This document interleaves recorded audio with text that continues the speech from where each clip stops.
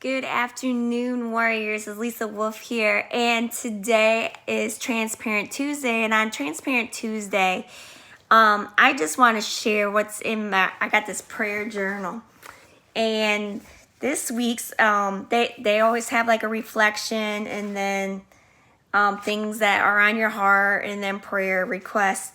But this one really shook me a little bit, and I want to share it with you. So they have like a little paragraph, and then I would like to write what I wrote at the time, and this was Sunday. It says, "You are one of a kind, beautiful soul with a unique talents, gifts, and abilities in a body that is exclusively yours. With over 7 billion people in this world, and you're only one you. God must have had some pretty big plans for you when he created you. Do you believe that you are his handiwork and that you are fearfully and wonderfully made?" And that is Psalms 139, 13, 14. Wonderful made. List your characteristics and attributes that you are grateful for. What do you cherish about yourself? Are there any ways that you wish you were different? How can God use all of you to accomplish his will for your life? So I would like to share what I put. I'm kind of I'm being very vulnerable and open, and I'm using the what I've always used in my life with my relationships, the it factor, being intentional and transparent. And I believe someone needs to hear this today. I saw this quote, and it says, "If you don't put yourself first, why should others?" This one is a change up. I'm willing and I desire for you, I'm talking to Jesus, to use me.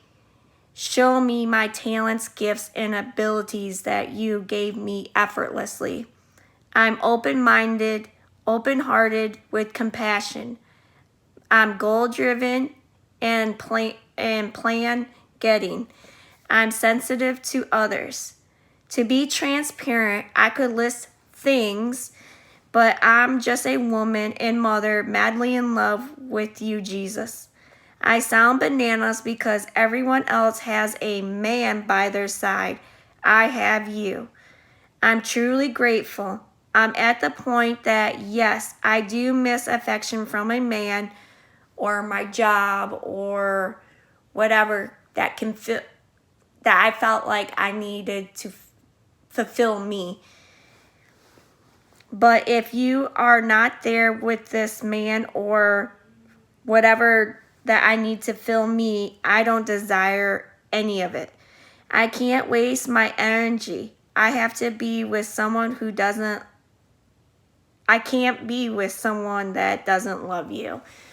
So for me, I've been focusing a lot because of everything that has happened this year on family and on my boys. And today with homeschool, me and Mark are reading Shawn Michaels' testimony, and he was saying before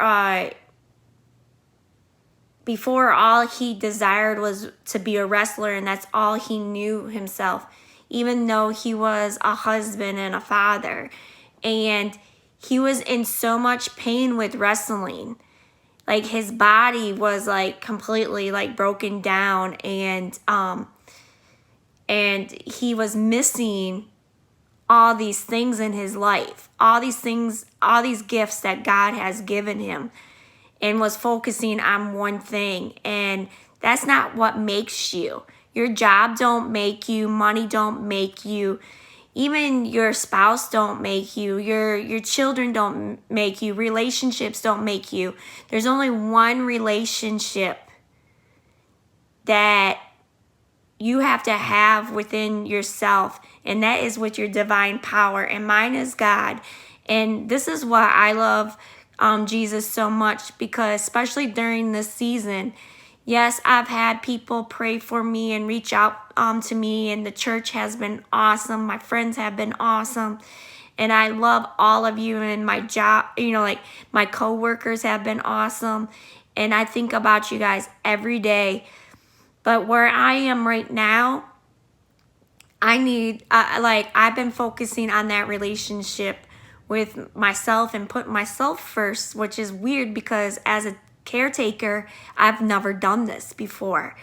And it does scare me because I am afraid that I am going to lose people, but that's part of the process. And you know what?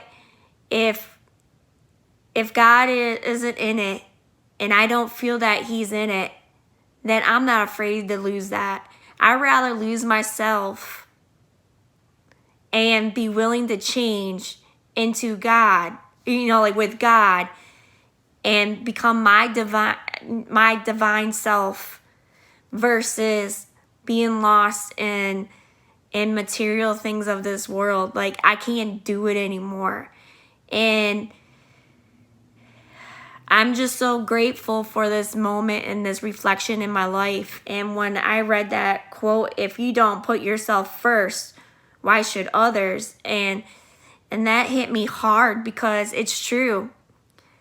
And I apologize to anybody that is watching this that, yes, I've always had good intentions, but sometimes as a caregiver and being zealous and having grace and grit, I kind of overdo it sometimes. And it's because I see potential and just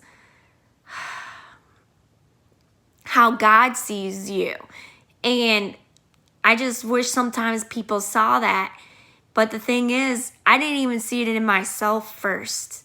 But now that I do, it is preparing me for relationships with others. Like this season, even with being sick with COVID, like my relationship with my boys has flourished. Like there's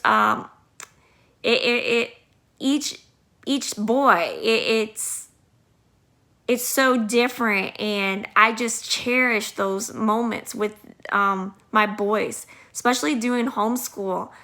Like it is such a blessing and it's such a gift. And just hearing him read and just being in their presence and just opening my vulnerability and just having these intimate moments, it's a wonderful thing. And I'm at peace. I really am at peace. And I can comfortably say that now because you know what? I'm just with God and he's with me, and I'm digging deeper and I'm really getting to know him. And it's the best feeling in the world. Yes, you can tell people about Jesus all you want, but how you live shows the example that he is in your life. Like I will never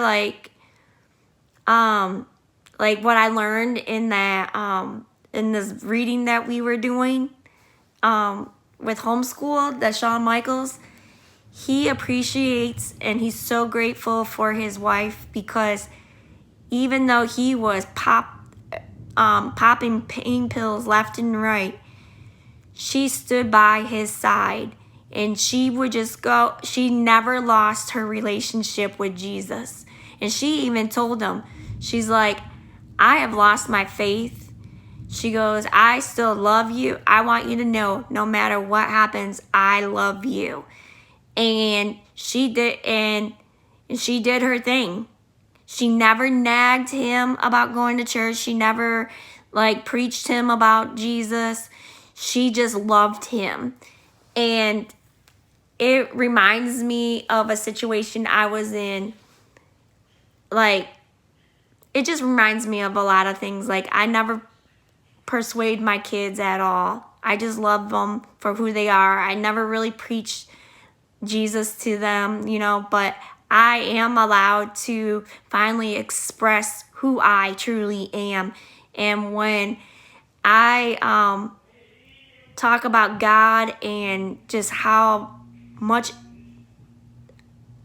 comfortable I am with certain people, I can just express that too. And that's where I'm at right now.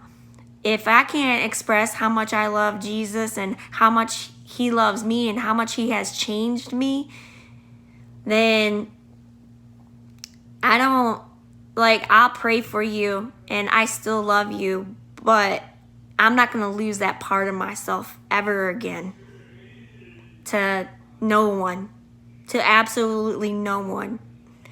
And I'm remaining steadfast. And I just hope this has blessed somebody today. It has blessed me to release it and be vulnerable and sharing this transparent word with you guys and sharing what I write in my prayer journal. Like, I don't do that with anybody, but I just feel today that someone needs this. God bless each one of you.